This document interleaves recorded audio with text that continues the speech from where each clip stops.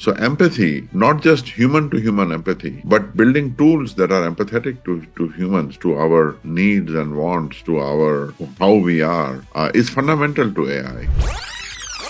How do you see human-centered AI shaping the future of technology, and what role does empathy play in AI design? Oh, that's a great question. I think, humanity has always built tools. We have always built tools for ourselves.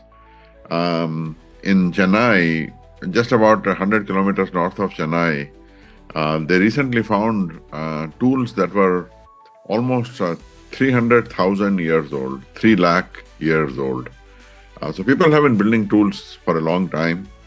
AI, generative AI, is the latest powerful tool that we have built for ourselves. And these tools really,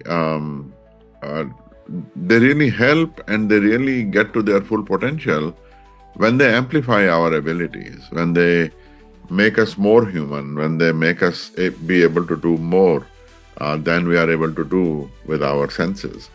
And I see AI as the latest in, one of these powerful tools that we have built. And to your question about empathy, I think the tools become a part of us. I was talking to a friend of mine in Berlin yesterday, and there was a massive power outage in some parts of Berlin a couple of weeks ago. And he was telling me that in the freezing cold, you suddenly realize the power of electricity, the value of electricity.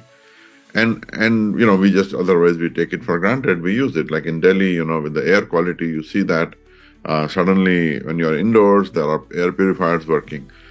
So I think that systems that are designed around human needs, they tend to be the ones that become really a part of us.